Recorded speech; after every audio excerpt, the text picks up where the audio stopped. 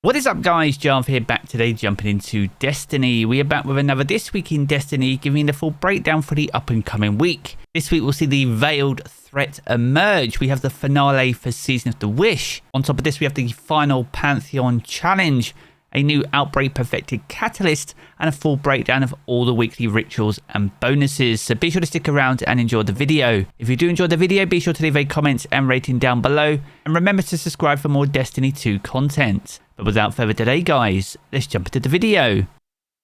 Now, another week and another This Week in Destiny. This is week 26 of Season of the Wish, and this week we'll see the conclusion and the launch of the season finale. Now, throughout the month of May and the lead up to the final shape, we are embarking on a mission to help fundraise the Brain Tumor Charity. A very close friend of mine, Caliph, was sadly diagnosed with a brain tumor a few weeks back. So in honor of Caliph and countless others facing similar battles, with your help and generosity, we can truly make a difference, offering hope and comfort to those navigating the complexities of brain tumors. Now, thanks to Just Giving, we have a fundraiser where all donations go directly to the Brain Tumor Charity. So please consider standing alongside us in this noble cause by contributing to any of our fundraising efforts this month. And with your kindness and compassion, we can offer some solace and strength to individuals like Caliph and their loved ones and families. I'll leave all the links and details down in the video description below. Now, jumping back into the season finale, this is called Closer to the Heart and takes place over in the Black Garden. Now, we're not going to show any spoilers on what this mission entails, but you will be able to pick up the Unforeseen Consequences, a brand new exotic ship, as well as the Guardian Glam Legendary Emblem. These will be exclusive rewards alongside access to a Bungie store item. Bungie also sent me an exclusive package that I can't open until after the conclusion on Tuesday. So be sure to stop by on Tuesday's weekly reset live here on YouTube as we open this mystery package and find out the secrets hidden inside. Now, alongside that, there'll also be a new exotic catalyst for the Outbreak Perfected. We covered the puzzle solutions for each and every one of the hidden puzzles inside this exotic mission. So if you're planning to jump in to earn the catalyst and you want to unlock some additional intrinsic traits as well, then be sure to check that video out, and I'll leave it down in the video description below.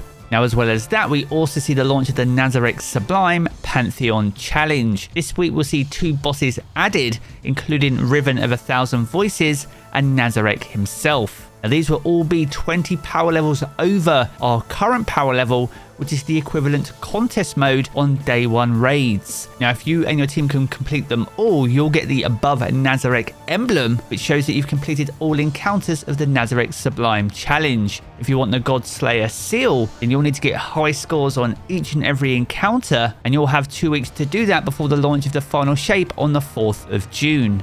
Now, alongside those, we'll also have a new Archie quest for the week. This week's quest will take place over in the Dreaming City, and you'll be able to pick this up from Ada 1 over in the tower. Now, completing this will grant you 10 tokens of bravery, and we've created a full guide showing you Archie's locations each and every week. So if you want the quickest and easiest way to find him over in the Dreaming City, be sure to check that video out, and I'll leave the link to that down in the video description below. Now, this brings us nicely onto the featured raid and dungeon content for the week. The featured raid is the Vow of the Disciple. Now, this launched all the way back in the Witch Queen, and as the featured raid, all the challenges will be available. And on top of that, if you don't have the Collective Obligation, which is the exclusive exotic pulse rifle only available from this raid, then you can also farm Rolk, the final boss, which will make it a perfect opportunity to fill out all your raid collection. Now, as for the dungeon, this week sees Prophecy return as the featured dungeon. It's another opportunity to earn the updated weapons, and much like the raid, as it is featured, it will be farmable for the week. So if you do have any items missing on your list, be sure to jump in this week upon this week's weekly reset. Now, from here we're going to move on to the exotic mission Rotator, and the featured mission for this week is Presage. Now, you will need to either own Beyond Light or Season of the Chosen in order to access it. This is also the home to the Dead Man's Tale exotic scout rifle, which is craftable, and when it was introduced as a featured mission, it even had a new trait added to the perk pool. Now, alongside that awesome weapon, you also have weapons and armor from Season of the Haunted available, including Nazareth's Whisper, Bump in the Night, Tears of Contrition, Hollowed Denial, Firefright, Without Remorse, alongside Ostringer, the Drang, Beloved, Callous Mini Tool, and even the Eidolon Pursuant armor set. All these items can drop during the course of the activity or upon completion, and they even have a chance to drop as Deep Sight Resonance versions if you're still looking to earn weapon patterns for some of these awesome weapons. Now from here we're going to move on to Dares of Eternity and the 30th Anniversary Pack activity. Alongside the Scatterhorn armor set from Forsaken, we see the return of the Wild Hunt armor set from Season of the Hunt. And as always with Season of the Hunt armor, we have the relevant weapons too, including the Arsenic Bite, Blasper 2, Corsair's Wrath, Deafening Whisper, Dire Promise, Enigma's Draw, the Escape Velocity,